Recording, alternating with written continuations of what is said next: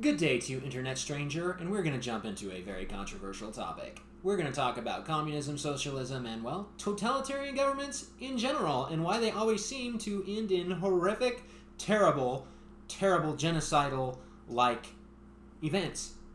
Mass death, incarceration, horrible violation of human rights. Why is this always present in these utopian societies? Well, the reason for that is this. We're going to look at a couple institutions, 3 to be exact, and then we're going to compare them to the institution of government. We're going to start by looking at the traditional family. Husband, wife, children. Husband traditionally is the provider. He's providing for the family. He and his wife co-raise the children. They are in charge of the education, in charge of their nutrition, in charge of their development. You have the institution of the church, faith, religion. You have the institution or the free market. The free market is a pretty powerful force in the United States of America. And in many other countries, well, it has not been so free. So we're going to look at this real quick. If you look at the family, and let's say that you, as I don't know how old you are, but let's just for the sake of argument give you an age. We'll say you're as old as me, 32. We'll just use me as an example. 32-year-old me gets in an argument with my dad or my brother or my grandpa. What's the worst thing that happens? We stop talking to each other. We either agree to disagree on whatever it is, if it's something we can't reconcile on and it's divisive, and maybe we part ways. Stop talking, maybe for years. Okay? That's the worst thing that's going to happen there. Go to church. Get in an argument with the pastor. Find out, we can't reconcile on this either. What's the worst thing that happens? You go your separate ways. Maybe they put you under church discipline, which basically means you're excommunicated. They're not going to talk to you anymore. Okay? You're going to buy a pickup. You go down to the Chevy dealer. They want $1 million for their pickup, and you're like, really? No. Not only do I not have the $1 million, but I don't. If your truck was $500,000, I wouldn't buy it. I can go down to the Ford dealership and buy that same pickup for $45,000. I'm not giving you $1 million. So they say, we're not coming down in price. You say, I'm not going up on $45,000 when I can go buy the truck over there. Go your separate ways. You're all fine and dandy. Come to the government. Government says, we think this. And you say, well, I think this. And you find out you have a difference that can't be reconciled. You get to go your separate ways. The government just wave and say, okay, you do you, and we'll do us. Have fun in life. No. They pull out their big giant sword and say, guess what? You're either going to be incarcerated, we're going to seize your property, or we're going to kill you. Because that's what governments do. That's how they enforce their agenda. They seize your property, they incarcerate your person, or they kill your person. That, or you comply with whatever it is that they say. Now, in the case where you bear the sword against your neighbor, they have a right, the government has a right to bear the sword against you. Right? If I go get in an argument with my neighbor, and rather than go our separate ways, I decide, I'm going to kill him. Well, let's look at this. Truck. I show up and I look at the Chevy dealer, and he goes, oh, no, not only is our truck $1 million, you are either going to buy it, or we're going to seize your property until you do, incarcerate your person until you do, or we'll kill you if you decide entirely you won't ever purchase our product. When the government goes and it reaches into the family and says, guess what? We're going to take the education and raising of your children. We're going to absorb that. Well, now the threat of the sword, the threat of violence is now over the raising of children. When they say we're going to take provisions, we're going to provide for you through Medicare, through Social Security, through X, Y, or Z, whatever safety net. Well, now the sword is present over those things. Provision within the family, now the sword is hovering over. Where now the threat of death, seizure of property, or incarceration of person are present in that institution. Same with the religious institution. When they come in and start dictating your speech, what you can read in your Bible, or whatever sacred text you're using, when they come in there and start dictating it, threat of death once again is present in that system. What government is intended to do is to keep the sword out of those institutions. If a man gets angry with his wife, she won't comply, so he decides he's going to kill her. Now the government steps in because they are supposed to prevent the sword from being in that institution. In the religious world, there are religions out there, I won't name them, but they operate as both a government and a religion. And as a result, people kill people for leaving their religion. Enough of that. I'll push that aside. But that's government. Human government is supposed to prevent that. It's supposed to sit there and say, okay, no. If you're leaving religious group X, Y, or B, they can't kill you. They can't steal your property. They can't drag your family away from you because you left that institution. Transaction. Chevy dealer says, guess what? We're going to kill you if you don't buy our truck. Government can step in. They're supposed to keep the sword out of these other institutions. They bear the sword to keep the sword from those things happening. Man comes in to steal your TV, breaks into your house. He's seizing your property. Government has a God-given responsibility to stop that sword being bared against you unjustly, where a man is coming to seize things that don't belong to him from you. But today, what happens? We live in a world where everybody wants more and more government intrusion. Let the government be in charge of raising children. Let the government be in charge of providing for your family. Let the government be in charge of your religious affiliations. Purge it from society seems to be their answer. We'll get rid of all of it. Become secular, 100%.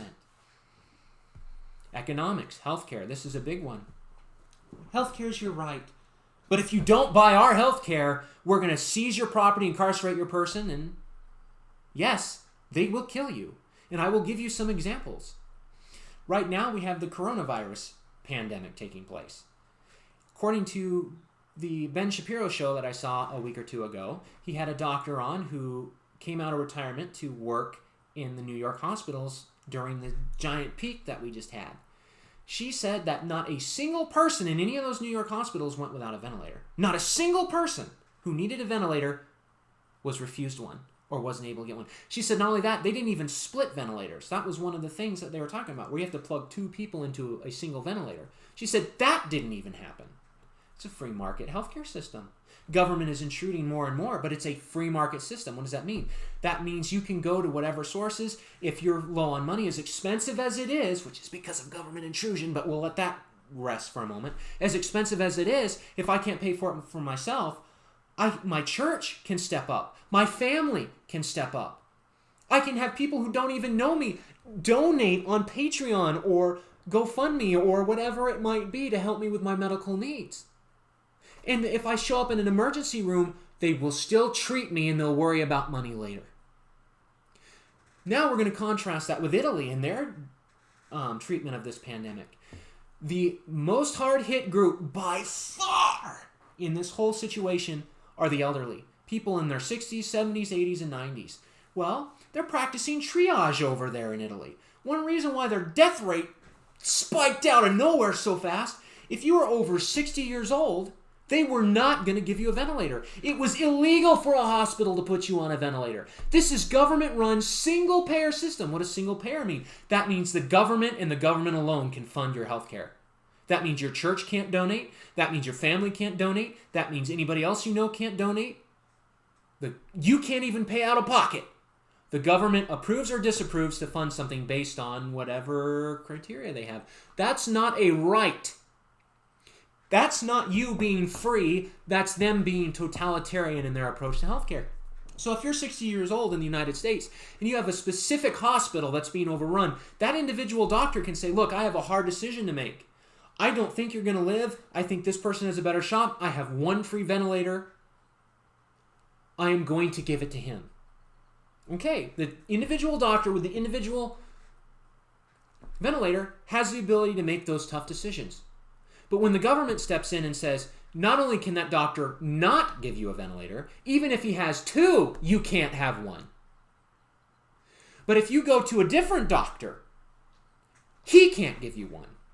In the United States of America, if I go to a hospital and they say, sorry, we're all out, or these are reserved for group blah, blah, blah, blah, I can go to a different hospital. I can go look for things in the private sector. I maybe even can go find my own ventilator, as expensive as it would be, on Craigslist or eBay, and go purchase it. Maybe my church can help fund me. Italy, single-payer system? No, that is illegal. They're in charge of the entire healthcare system. What they say at one place is true in all of them. I'll give you another example. England. They are another single-payer healthcare system. I'm flying by the seat of my pants, so forgive me for not remembering the full name of this child. It's a toddler, about 2 years old. His last name was Evans. I don't remember his first name. But he had a disease that had put him in a coma. And he was in this coma being treated by his right, single-payer government system. He has a right to health care. The government was doing what they said they'd do. You have a right to health care. We're going to fund this for you. And then one day they deemed him not worth saving. It was not worth it to the English government to continue his life. They didn't think, they looked at him as God might look at him and say, you're not worth saving. So they said, we're going to unplug him. Parents said, okay, that's fine.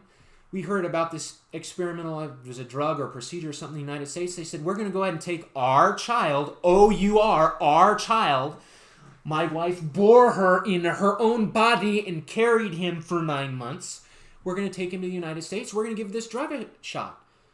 England says, no. You can't do that. People go, well, no, we know you won't fund it, but we'll go do it, pay it out of pocket. No, not only will we not fund it, we won't let you fund it, but on top of that, he can't leave the hospital. Parents are like, wait, what? You've unplugged him from everything. You're not even feeding him. He's sitting in this hospital bed in a coma. You won't even let him leave? The government says, yes, because healthcare has become our responsibility. It's not your responsibility as a parent. It's our responsibility as a government because we're God. Sorry. There's some passion in me today. These parents don't get to take their child to the United States. This got so bad.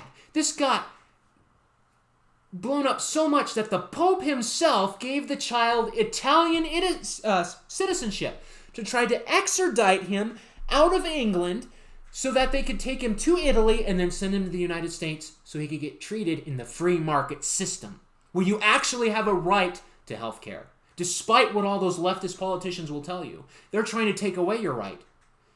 You can't go where you want to go. You can't use your own money or have charitable donations. They are God. They determine what will and will not be funded and if you are or are not viable. That's what they did with the Evans baby. And the Evans baby died. Now there is a second toddler. This has happened with 2 toddlers where the government has done this. The Evans story is the one that I know more details about. But this is the totalitarian state. This is the sword being brought into institutions it does not belong. So when you look at communism, when you look at socialism, when you look at government intrusion, totalitarian states, they look at these other institutions where the sword does not belong. The threat of death does not belong in the raising of children. The threat of death does not belong in a church service. The threat of death does not belong in the funding of health care or the seeking of health care. It does not belong when you're buying your pickup truck. It does not belong when you decide that you are going to gas up your car. The threat of death does not belong in these institutions. And so, by default, no matter how good of intentions the totalitarian state may have, there will always be massive tragedies as a result because they are bringing the sword into institutions where their God-given responsibility is to keep the sword out of it. Thank you for watching. Hopefully you're as fired up as I am. God bless you. Think critically. And by the way, I'm not afraid to have any one of my thoughts challenged. I grow when I'm challenged. And so if there's something here where you go, you're a little harebrained there, let's critique this, I'm open to it. You be civil and present a clear argument, and I will accept it happily and reciprocate. Hope you have a great day. God bless you.